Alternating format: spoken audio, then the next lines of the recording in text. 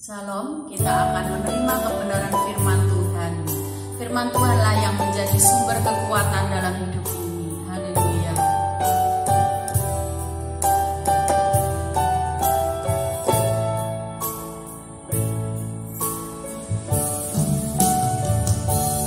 Engkaulah perisaiku saat pada hidup menerpaku. Firman-Mu di dalamku, pulihkan jiwaku.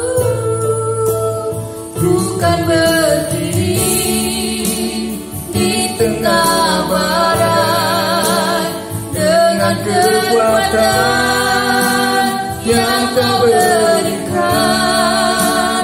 Sampai kapanpun ku kan bertahan, karena Yesus selalu menopang hidupku. Ya Tuhan, firman-Mu lah yang menjadi sumber kekuatan kami. Karenanya berfirmanlah, kami siap mendengar. Di dalam nama-Mu kami berdoa. Amin. Puji Tuhan, karena minggu ini adalah minggu pertama di bulan Agustus. Bagi saudara-saudara yang berulang tahun pada bulan Agustus, sekali lagi, bagi kita yang berulang tahun pada bulan Agustus, silahkan berlutut sementara saudara-saudara yang lain kami berdiri bersama-sama. Kita akan berdoa dan memberkati rekan-rekan kita, saudara-saudara kita, anak-anak kita yang berulang tahun pada bulan Agustus. Kita kedangkan tangan kita ucapkan kata-kata berkat sedapat yang kita ucapkan untuk memberkati rekan-rekan kita yang berulang tahun dan berbahagia pada minggu pagi hari ini. Mari kita berdoa bersama-sama. Umur panjang ada di tangan kanan Tuhan, di tangan kirinya Tuhan itu kekayaan dan kehormatan. Karenanya Bapa Surgawi, kami memberkati rekan-rekan kami yang berulang tahun pada bulan Agustus ini. Biarlah Tuhan memperlengkapi mereka dengan sukacita surgawi, memperlengkapi mereka dengan kebahagiaan senantiasa, memberikan mereka berkat panjang umur, berkat sukacita dan kebahagiaan, sehingga mereka semua, haleluya, memiliki kebahagiaan, memiliki sukacita di dalam mengiring Tuhan di bumi ini. Terima kasih Tuhan, terima kasih di dalam nama Tuhan Yesus Kristus. Biarlah Tuhan berkenan memberkati kalau ada pergumulan-pergumulan khusus yang dinaikkan di hadapan Tuhan. Mari Tuhan, Engkau berkenan menyendengkan telingamu, Engkau berkenan mendengar dari tempat Memah Kudus dan memberikan jawaban-jawaban pada bulan Agustus ini, sehingga melengkapi sukacita dan kebahagiaan mereka di dalam mengiring Engkau, melayani Engkau di bumi ini. Terima kasih Bapak Surgawi, berkati usaha pekerjaan mereka, berkati masa kecil mereka, berkati masa muda mereka, sehingga mereka benar-benar menjadi orang-orang yang diberkati oleh Tuhan, limpah dengan segala kebaikan Tuhan dalam kehidupan mereka. Terima kasih Bapak, terima kasih, berkati mereka sekali lagi yang berulang tahun pada bulan Agustus ini dengan berkat panjang umur, berkat kebahagiaan, berkat kekayaan dan kehormatan senantiasa mewarnai seluruh kehidupan mereka, perjalanan mereka ke depan. Bila Tuhan terus pimpin supaya mereka tetap setia mengasihi dan mencintai Tuhan. Terima kasih Bapak Surgawi, terima kasih. Ke dalam tangan-Mu kami menyerahkan segala perkara ini. Kami sangat yakin segala berkat Tuhan ini turun atas rekan-rekan kami yang berulang tahun di bulan Agustus ini. Terima kasih Tuhan, terima kasih. Sebentar kami juga mendengarkan kebenaran firman-Mu. Kami sangat yakin Tuhan akan berfirman bagi setiap kami. Di dalam nama Tuhan Yesus Kristus kami berdoa dan kami mengucap syukur. Amin. Silakan kembali duduk. Shalom Bapak Ibu, saudara-saudara yang kasih Tuhan. Hari ini kita akan belajar bersama-sama firman Tuhan kembali dalam Alkitab yang akan saya beri judul Jemaah Tuhan. Kita akan belajar firman Tuhan yang akan saya beri judul Jemaah Tuhan. Kita akan membaca dalam Ulangan 23 ayat 1 sampai ayat yang ke-4. Ulangan 23 ayat 1 sampai ayat yang ke-4. Ulangan 23 ayat 1 sampai ayat yang ke-4. Kita akan baca bersama-sama, temanya dalam terjemahan baru. Kita akan baca temanya dulu dalam terjemahan baru. Saya ketemu Ulangan 23 ayat 1 sampai ayat yang keempat. Kita baca temanya dulu secara bersama-sama. 1, 2, 3. Orang yang tidak boleh masuk jemaah Tuhan. Sekali lagi, orang yang tidak boleh masuk jemaah Tuhan. Saudara yang kasih Tuhan, jemaah Tuhan secara bebas itu dapat diartikan sebagai kumpulan orang-orang yang dipilih oleh Tuhan. Sekali lagi, secara bebas, jadi tidak bersifat baku. Jemaah Tuhan itu dapat didefinisikan atau dapat diartikan sebagai kumpulan orang-orang yang dipilih oleh Tuhan, dipelihara oleh Tuhan, dilindungi oleh Tuhan, dikasih oleh Tuhan, dan oleh karenanya tidak sembarang orang lain itu bisa bergabung, tidak sembarang orang itu bisa bergabung di dalamnya. Apa dasarnya? Dasarnya perkataan Yesus sendiri. Banyak yang dipanggil tetapi sedikit yang dipilih. Ini menandakan bahwa tidak semua orang itu bisa bergabung dalam jemaah Tuhan, ya. Nah, pertanyaannya kita kembali kepada tema kita yang kita baca, ya, dalam Ulangan 23 ayat 1 itu tadi. Orang yang tidak boleh masuk jemaah Tuhan. Siapa orang yang tidak boleh masuk jemaah Tuhan itu? Kita akan pelajari satu persatu, ayat demi ayat. Yang akan kita baca itu merupakan petunjuk siapa saja orang yang tidak boleh masuk dalam jemaah Tuhan. Yang pertama, ya, kelompok orang yang pertama yang tidak boleh masuk dalam jemaah Tuhan adalah orang yang hancur buah pelirnya atau yang terpotong kemaluannya. Janganlah masuk jemaah Tuhan. Itu yang pertama. Saudara kasih Tuhan, yang saya artikan, yang saya tafsirkan, orang yang terpotong kemaluannya adalah orang yang tidak punya rasa malu. Ya, memang secara harfiahnya, ya, ada dua makna kita tahu. Makna harfiahnya adalah orang yang terpotong kemaluannya adalah orang yang dikebiri. Para penerjemah menerjemahkannya sebagai orang yang dikebiri. Dan orang yang dikebiri itu, sering kasih Tuhan, itu menyalahi kodratnya Tuhan, ya, menyalahi kodratnya Tuhan. Dan para penafsir lebih jauh lagi, orang yang dikebiri itu apalagi yang berkaitan dengan penyembahan berhala. Itulah yang membuat orang yang terpotong kemaluannya, orang yang dikebiri itu tadi tidak boleh masuk dalam jemaah Tuhan. Tetapi jangan lupa ada makna rohani yang terkandung di dalamnya, yang saya sebut sebagai orang yang tidak punya rasa malu. Saya kasih Tuhan, ya, karena terpotong kemaluannya, maka orang itu tidak punya rasa malu. Nah, sifatnya orang yang tidak punya rasa malu itu adalah egois, mementingkan diri sendiri dan cenderung, ya, itu memalukan jemaah Tuhan, memalukan komunitas yang dimasukinya. Itu sebabnya orang yang tidak punya rasa malu itu tidak boleh masuk bergabung dalam jemaah Tuhan, karena itu akan memalukan jemaah Tuhan itu sendiri. Mari kita baca dalam 1 Korintus 11 ayat 21 sampai 22. 1 Korintus 11 ayat 21 sampai 22. Silakan dibaca. Sebab pada perjamuan itu tiap-tiap orang memakan dahulu makanannya sendiri. Nah, inilah mementingkan diri sendiri. Terus? Sehingga yang seorang lapar dan yang lain mabuk. Mabuk karena kekenyangan. Terus? Apakah kamu tidak mempunyai rumah sendiri untuk makan dan minum? Ya. Atau maukah kamu menghinakan jemaat Allah? Dengan sikapnya yang seperti itu, mementingkan diri sendiri, egois, makan duluan dan lain sebagainya, itu berarti menghinakan jemaat Tuhan. Terus? Dan memalukan orang-orang yang tidak mempunyai apa-apa. Terus? Apakah yang kukatakan kepadamu memuji kamu? Dalam hal ini aku tidak memuji. Ya, nah, saya kasih Tuhan. Jadi jelas firman Tuhan ini di sini dikatakan bahwa orang yang tidak punya rasa malu itu sifatnya egois, cenderung mementingkan diri sendiri dan sangat memalukan jemaah Tuhan. Nah, saudara kasih Tuhan, ringkasnya seperti ini. Orang yang tidak punya malu itu sangat memalukan komunitasnya. Atau dalam bahasa Jawanya, ya, kita kan orang Jawa banyak kan, ya.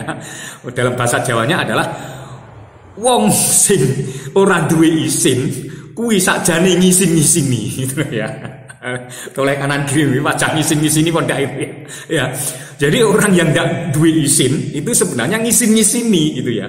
Nah, itu sebabnya jangan kasih Tuhan, orang yang ngisin-ngisini itu, orang yang tidak punya rasa malu itu tadi tidak boleh masuk dalam jemaah Tuhan. Nah, yang lebih tragis lagi jangan kasih Tuhan, biasanya orang yang demikian itu suka menghakimi, ya, suka melihat kesalahan orang lain gitu, gitu ya. Mari kita melihat dalam kasus Ayub ya. Ayub 19 ayat yang ketiga. Kita melihat sahabat-sahabatnya Ayub itu ternyata orang yang tidak punya rasa malu. Ayub 19 ayat yang ketiga.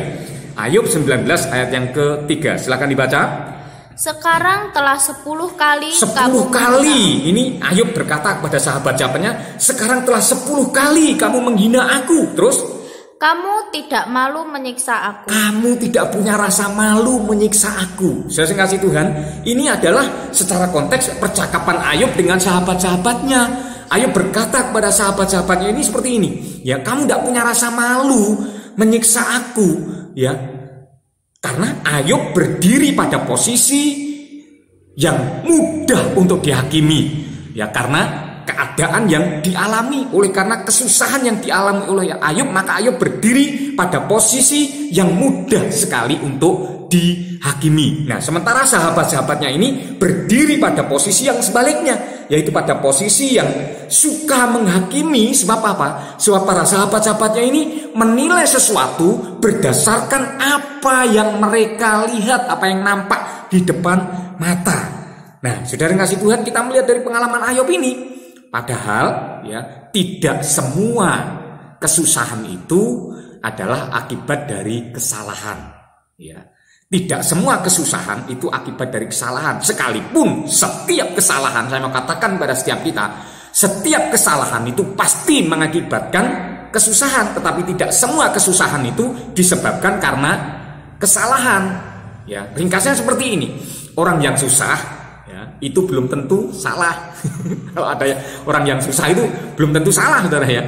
Tetapi orang yang salah itu pasti akan susah, gitu ya. Seperti itu. Nah, saudara kasih Tuhan, itulah sebabnya Tuhan mengajarkan pada kita agar kita itu tidak suka menghakimi, tidak suka menunjuk kesalahan orang lain. Mari kita baca deh ayatnya. Lukas pasal yang ke-6 ayat 41 secara implisit ini menandakan bahwa Tuhan mengajarkan kita agar kita tidak suka menunjuk kesalahan orang lain. Silakan dibaca Lukas pasal yang ke-6 ayat 41. Silakan. Mengapakah engkau melihat selumbar di dalam mata saudaramu? Nah, melihat selumbar kecil, kesalahan yang kecil dari saudara kita itu begitu nampak di depan kita, sementara sedangkan balok di dalam matamu sendiri tidak engkau ketahui. Balok di dalam matamu itu tidak engkau ketahui.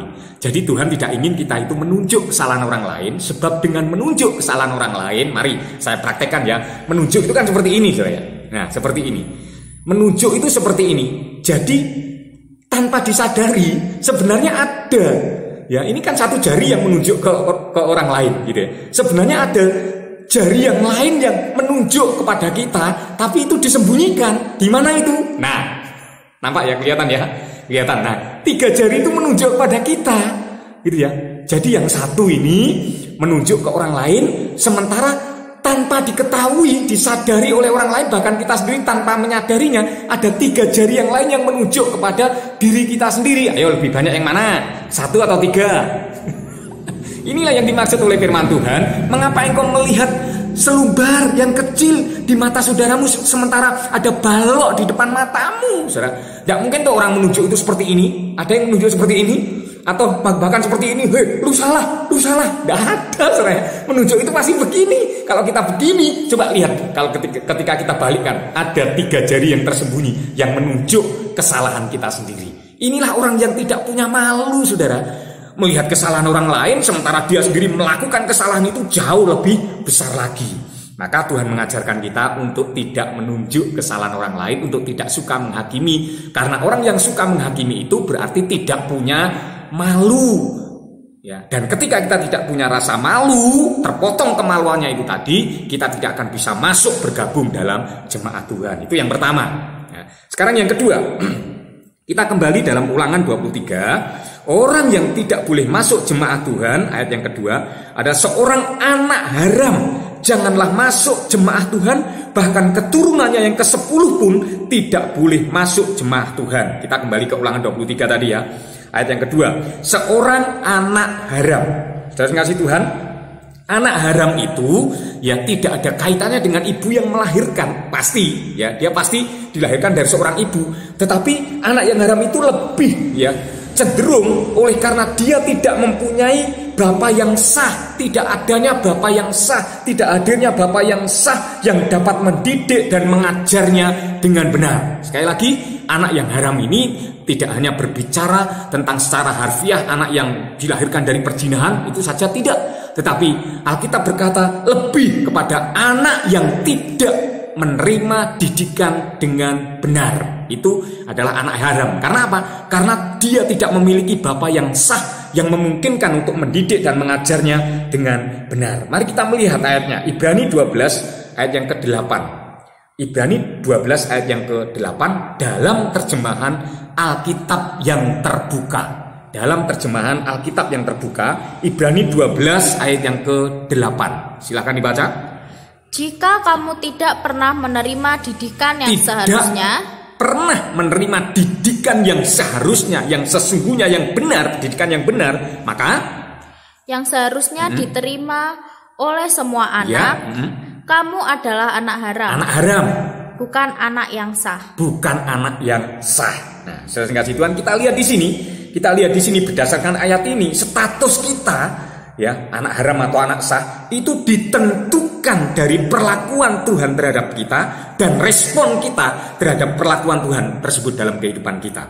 Saya ulangi lagi, status kita anak haram atau anak sah ini di hadapan Tuhan, ya, anak haram atau anak sah itu tergantung dari perlakuan Tuhan terhadap kita, bagaimana cara Tuhan memperlakukan kita dan respon kita terhadap perlakuan tersebut. Nah, kalau kita dididik oleh Tuhan, ya, kalau kita dididik oleh Tuhan, dihajar oleh Tuhan, diajari oleh Tuhan, kemudian ya diajari oleh Tuhan itu menyakitkan. Kalau saudara membaca ayat berikutnya itu sangat menyakitkan, ya, dididik oleh Tuhan itu sangat menyakitkan. Tetapi apabila kita dapat menerima didikan Tuhan itu, merespon didikan Tuhan itu dengan benar, maka sekali lagi kita akan menjadi anak yang sah. Tetapi apabila kita merespon didikan Tuhan itu dengan cara yang salah, maka kita adalah anak-anak haram, ya, yang pada akhirnya nanti Tuhan akan berhenti mendidik kita, gitu ya, seperti itu. Nah, saudara kasih Tuhan, pertanyaannya bagaimana didikan yang benar itu?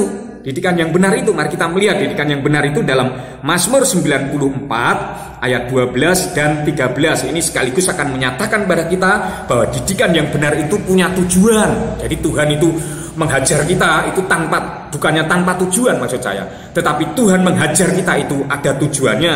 Mazmur 94 ayat 12 sampai 13. Ini didikan yang benar. Mazmur 94 ayat 12 sampai 13. Silahkan dibaca.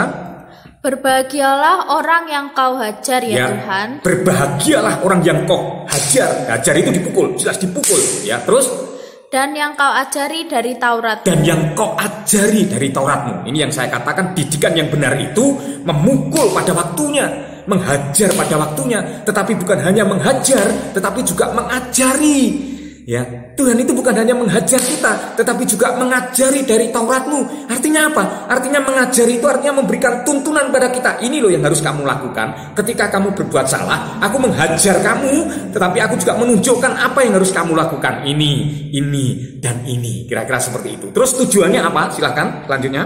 Untuk menenangkan dia terhadap hari-hari malapetaka. Untuk menenangkan dia, silahkan diulangi lagi. Untuk menenangkan dia terhadap hari-hari malapetaka. Ya, terhadap hari-hari malapetaka, sampai di situ aja, ya. Jadi untuk menenangkan dia terhadap hari-hari malapetaka, hari-hari kesusahan, hari-hari kesulitan. Jangan lupa, saudara, hari-hari kita itu kalau misalkan kita timbang sebenarnya, ya, ada begitu banyak kesulitan-kesulitan yang dihadapi oleh umat Tuhan, ya. Nah, untuk itulah maka Tuhan mendidik kita, Tuhan menghajar kita, Tuhan mengajari kita hal yang perlu diajarkan pada kita, supaya tujuannya apa?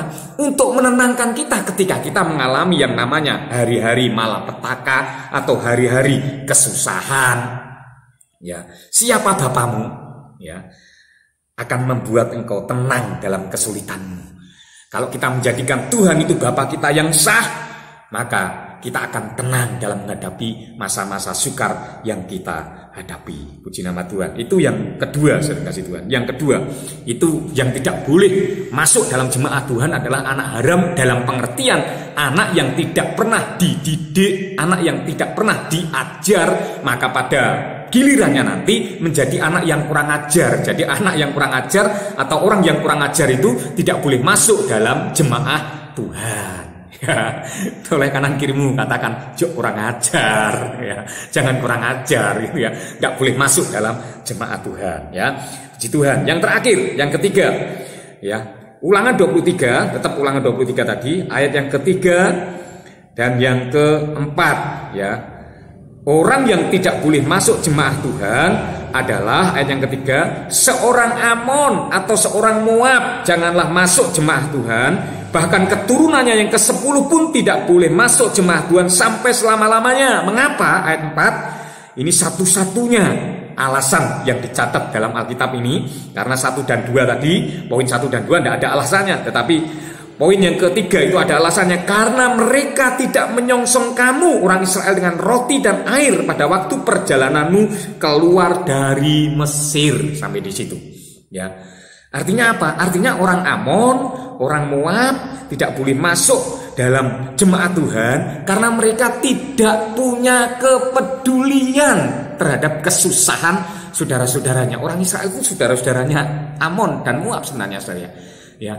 Mereka tidak peduli terhadap kesusahan orang Israel ketika orang Israel itu keluar dari Mesir.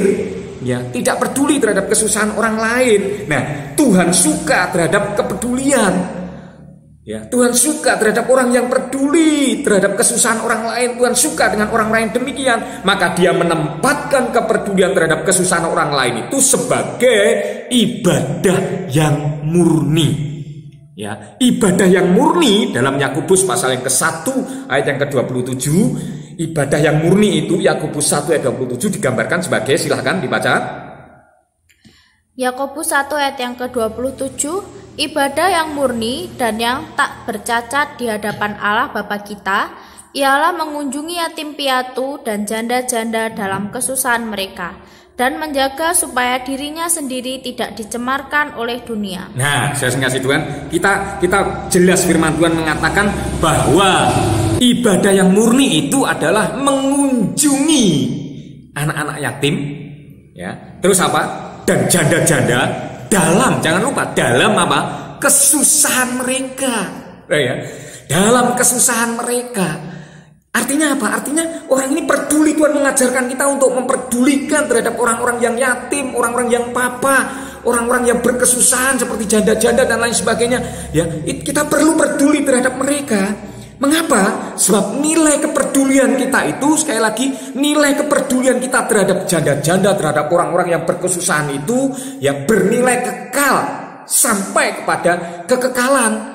Maka Matius 25 ayat 40 ya, Matius 25 ayat yang ke-40, silakan dibaca Matius 25 ayat yang ke-40. Dan raja itu akan menjawab mereka. Raja ini gambaran dari Tuhan Yesus ya. Aku berkata kepadamu, sesungguhnya segala sesuatu yang kamu lakukan untuk salah seorang dari saudaraku yang paling hina ini, kamu telah melakukannya untuk aku. Ya, kamu telah melakukannya untuk aku. Artinya apa? Tanpa kita sadari, kepedulian kita terhadap orang-orang yang berkesusahan itu sebenarnya menyentuh kehidupan Tuhan. Jadi ketika kita menyentuh kehidupan orang-orang yang berkesusahan, orang-orang yang hina itu kata firman Tuhan, maka sebenarnya tanpa kita sadari, kita sedang menyentuh kehidupan Tuhan. Karena gambaran Tuhan di bumi ini adalah orang-orang yang berkesusahan. Gambaran Tuhan di bumi ini adalah orang-orang yang hina.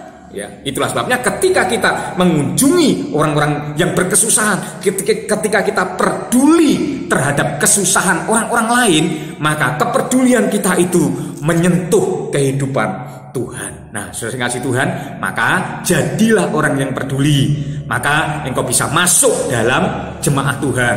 Bagi orang yang tidak punya rasa peduli, tidak punya rasa empati terhadap kesusahan orang, tidak pernah berbuat sesuatu untuk kesusahan orang lain, maka orang itu tidak layak untuk masuk dalam jemaat Tuhan. Nah, saudara kasih Tuhan, inilah saya rasa kebenaran firman Tuhan yang dapat saya sampaikan kepada setiap kita, yaitu mengenai siapa saja orang yang tidak boleh masuk dalam jemaat Tuhan, yaitu orang yang tidak punya.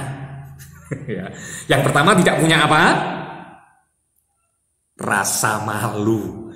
Yang kedua, tidak punya apa? Tidak punya bapa yang sah yang dapat mendidiknya sehingga menjadi orang yang terdidik, gitu ya. Yang ketiga, tidak punya apa? tidak punya kepedulian terhadap kesusahan orang lain. Maka orang-orang yang demikian ini tidak mungkin boleh masuk dalam jemaah Tuhan. Puji nama Tuhan. Inilah kebenaran firman Tuhan yang dapat saya sampaikan, biar menjadi berkat untuk setiap kita sekalian. Kita akan masuk dalam perjamuan yang kudus.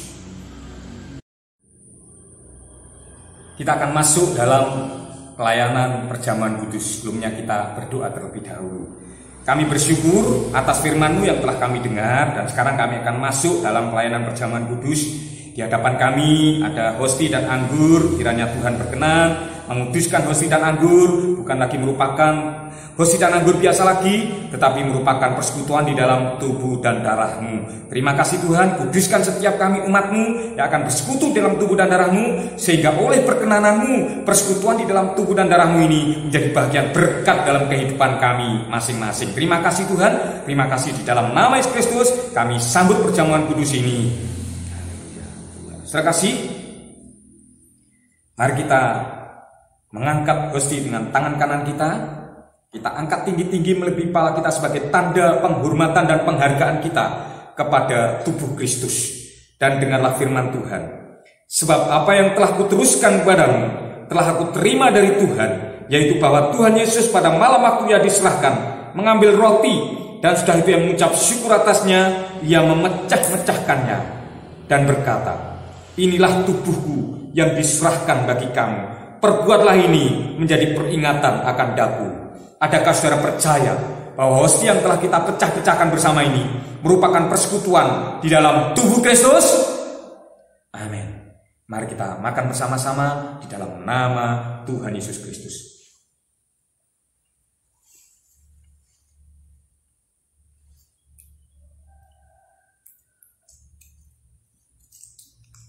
Haleluya, haleluya. Selanjutnya kita akan mengangkat anggur dengan tangan kanan kita. Kita angkat tinggi-tinggi melebihi kepala kita sebagai tanda penghormatan dan penghargaan kita kepada darah Kristus, darah anak domba Allah yang telah menjadi tumbal dosa saudara dan saya. Haleluya, haleluya. Karenanya mari kita syukuri bersama-sama. Kita angkat tinggi-tinggi melebihi kepala kita sebagai tanda penghormatan kepada darah Kristus ini. Dan dengarlah firman Tuhan. Demikian juga Ia mengambil cawan sudah makan lalu berkata, cawan ini adalah perjanjian baru yang dimeteraikan oleh darahku. Perbuatlah ini setiap kali kamu meminumnya menjadi peringatan akan daku. Adakah saudara percaya bahwa cawan yang atasnya kita ucapkan syukur ini merupakan persekutuan di dalam darah Kristus? Amin. Mari kita minum bersama-sama di dalam nama Tuhan Yesus Kristus.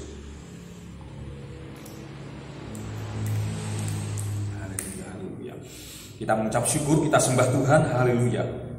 Haleluya, haleluya, haleluya. Terima kasih Tuhan, kami telah bersekutu di dalam tubuh dan darah-Mu. Kami sangat yakin persekutuan di dalam tubuh dan darah-Mu akan memulihkan, menyembuhkan, dan menguatkan kami, memberkati kami, untuk kami hidup lebih lagi, melayani, mengasihi, dan mengiring Engkau di bumi ini. Terima kasih. Kami akan melanjutkan ibadah kami. Tuhan terus pimpin sampai kepada paripurnanya nanti. Di dalam nama Tuhan Yesus Kristus kami berdoa dan kami bersyukur. Amin. Selanjutnya saya serahkan kepada mungkin pujian. Kita akan menaikkan pokok doa kita. Kita percaya doa kita pasti dikabulkan oleh Tuhan, sebab kita meminta di dalam nama-Nya. Amin. Yesus Tuhan, dengar doaku, janganlah Tuhan lalui bila berkatmu. Kami bersyukur Bapa, kalau kami ada hari ini itu semua karena anugerah-Mu. Kami berdoa buat sidang jemaat-Mu di mana saja berada, di luar negeri maupun di dalam negeri. Limpahi dengan berkat perkenanan-Mu Tuhan. Peliharalah kami semua seperti biji mata-Mu. Apapun pergumulan kami masing-masing, kami percaya Engkau Bapa kami yang senantiasa menjadi sumber pertolongan kami. Kami berdoa buat bangsa kami Tuhan. Mari Bapa, Engkau berkenan memulihkan, mengampuni dan menyelamatkan bangsa kami. Tolonglah kami semua untuk dapat lalui pandemi ini dengan kekuatan-Mu. Kami percaya kasih setia-Mu tak berkesudahan dalam hidup kami. Di dalam nama-Mu kami berdoa. Haleluya. Amin. Sidang jemaat, saya undang bagi berdiri bersama-sama. Kita akan segera mengakhiri ibadah kita di dalam doa. Bapa Surgawi, kami mengucap syukur Engkau telah berkenan hadir dalam ibadah kami dari awal sampai pada akhirnya. Dan apabila sebentar mungkin ada di antara umat-Mu yang setelah ibadah ini akan datang ke rumah-Mu yang kudus, memberikan kurban syukur mereka berupa persembahan-persembahan untuk pekerjaan-Mu di ladang Tuhan di tempat ini. Bila Tuhan berkenan memberkati apapun yang telah kami lakukan sepanjang ibadah hari ini, pengorbanan waktu kami, tenaga kami, sampai pada harta benda kami yang kami persembahkan oleh karena kami mengasihi dan mencintai-Mu. Kiranya Tuhan memberkati hal usaha pekerjaan kami, bebakulan, toko, warung, sawah, ladang, ternak kami semua diberkati oleh Tuhan. Terima kasih Bapak, terima kasih. Hari ini kami akan mengakhiri ibadah kami. Kami sangat yakin Engkau hadir sama tengah kami dan Engkau akan memberkati tiap-tiap kami. Terima kasih Tuhan, di dalam nama Tuhan Yesus Kristus kami berdoa dan kami bersyukur. Karena itu berdoalah demikian: Bapa kami yang di surga, dikuduskanlah nama-Mu, datanglah kerajaan-Mu, jadilah kehendak-Mu di bumi seperti di surga. Berikanlah kami pada hari ini makanan kami yang secukupnya, dan ampunilah kami akan kesalahan kami, seperti kami juga mengampuni orang yang bersalah kepada kami. Dan janganlah membawa kami dalam pencobaan, tapi lepaskanlah kami daripada yang jahat. Karena Engkaulah yang punya kerajaan dan kuasa dan kemuliaan sampai selama-lamanya. Saudara yang kasih Tuhan, mari angkat tanganmu, kedangkan di hadapan Tuhan. Buka hidupmu, buka hatimu di hadapan Tuhan. Haleluya, Tuhan yang ada di sama tengah kita, Dia adalah Bapa yang baik, akan memeliharakan hidup kita. Karenanya, saudara yang kasih Tuhan dan yang mengasihi Tuhan, turunlah atasmu sekarang segala berkat, nikmat, anugerah, kasih karunia dan damai sejahtera yang mengalir, membanjir, melimpah ruah dari tahta Allah Bapa Surgawi kita yang senantiasa mengasihi kita, mencintai kita di dalam kasih sayang anak-anak yang tunggal Yesus Kristus, serta berkat persekutuan, berkat kekuatan, berkat kesehatan yang dijamin oleh Roh Kudus-Nya kiranya senantiasa menyertai kita sekalian minggu pagi hari ini, bahkan sampai selama-lamanya. Di dalam nama Tuhan Yesus Kristus kami berdoa dan kami ucap syukur dengan mantap memberkati berkata amin. Selamat hari Minggu, Tuhan memberkati kita semua.